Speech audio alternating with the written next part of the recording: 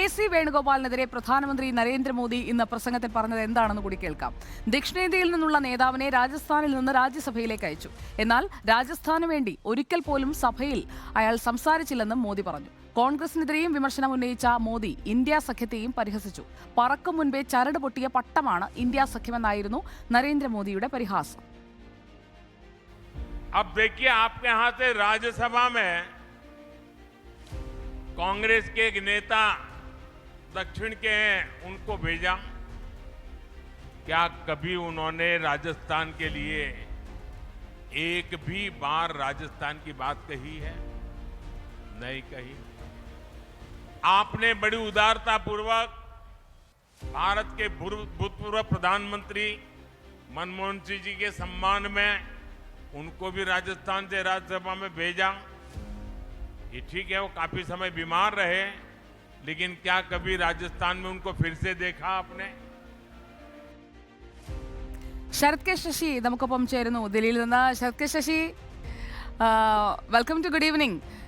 K C. വേണുഗോപാലിനെ രാജസ്ഥാനിൽ നിന്നുള്ള രാജ്യസഭാ സീറ്റിന്റെ കാര്യം പറഞ്ഞുകൊണ്ട് വിമർശിക്കുമ്പോൾ ഇവിടെ ആലപ്പുഴയിൽ BJP ഉന്നം വയ്ക്കുന്ന സീറ്റുകളിൽ ഒന്നിൽ കെ.സി. വേണുഗോപാൽ ഒരു പ്രധാന എതിരാളിയായി തന്നെ ഉണ്ട് എന്നതുകൂടി മനസ്സിൽ വെച്ചുകൊണ്ട് രാജസ്ഥാനിലെ പ്രവർത്തനമില്ലായ്മയെക്കുറിച്ചൊക്കെ പറഞ്ഞുകൊണ്ട് ഓരോ നേതാക്കളെയായി പിൻ പോയിന്റ് ചെയ്യുകയാണോ നരേന്ദ്രമോദി?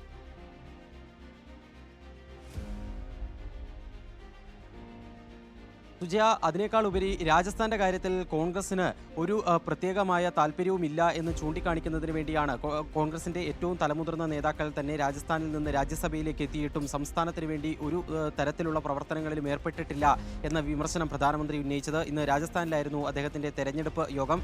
ഇതിൽ എടുത്തു പറഞ്ഞത് കെ.സി. വേണുഗോപാലിന്റെ കാര്യമാണ്. രാജസ്ഥാനിൽ നിന്ന് ദക്ഷിണേന്ത്യയിലെ ഒരു കോൺഗ്രസ് നേതാവിനെ രാജ്യസഭയിലേക്ക് അയച്ചു.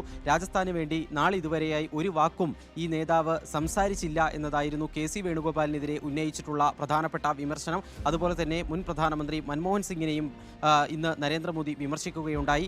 മൻമോഹൻ സിംഗിനെയും രാജ്യസഭയിലേക്ക് രാജസ്ഥാനിൽ നിന്ന് അയച്ചെങ്കിലും രാജസ്ഥാനിലേക്ക് തിരിഞ്ഞു നോക്കിയില്ല മൻമോഹൻ സിംഗ്.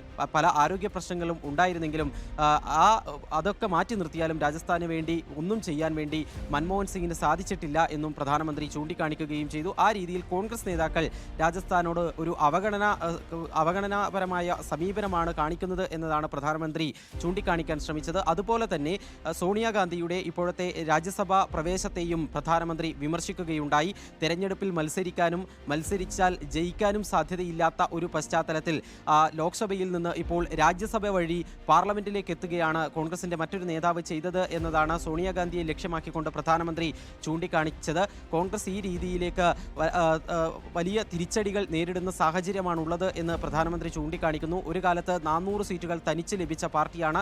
ആ പാർട്ടിക്ക് ഇപ്പോൾ 300-ൽ താഴെ സീറ്റുകളിൽ മാത്രമാണ് മത്സരിക്കാനുള്ള സ്ഥിതിവിശേഷം ഉള്ളത് എന്നതാണ് കോൺഗ്രസിന്റെ ഇപ്പോഴത്തെ അവസ്ഥ ചൂണ്ടിക്കാണിച്ചുകൊണ്ട് പ്രധാനമന്ത്രി വ്യക്തമാക്കുന്നത്. അത്തരമൊരു സ്ഥിതിയിലേക്ക് കോൺഗ്രസ് എത്തിച്ചേരാനുള്ള പ്രധാനപ്പെട്ട കാരണം അവരുടെ പ്രവൃത്തികളാണ് എന്നും മോദി ചൂണ്ടിക്കാണിക്കുന്നു. ഇന്ത്യ സഖ്യത്തിനെതിരായ വിമർശനവും പ്രധാനമന്ത്രി ഇന്നും തുടർന്നു. ഇന്ത്യ സഖ്യത്തിന്റെ പ്രധാനപ്പെട്ട നേതാക്കൾ പരസ്പരം തെരഞ്ഞെടുപ്പിൽ മത്സരിക്കുന്നതും അതുപോലെ തന്നെ വിമർശനം ഉന്നയിക്കുന്നതും ഇന്നും പ്രധാനമന്ത്രിയുടെ പ്രസംഗത്തിൽ കടന്നു വന്നു. ആ ഒരു സാഹചര്യം ചൂണ്ടിക്കാണിച്ചുകൊണ്ട് ഇന്ത്യ സഖ്യം പറക്കുന്നതിന് മുൻപേ തന്നെ ചരട് പൊട്ടിയ ഒരു പട്ടമാണെന്ന പരിഹാസമാണ് പ്രധാനമന്ത്രി ഉയർത്തിയത്. ഓക്കെ, വ്യക്തമാണ്.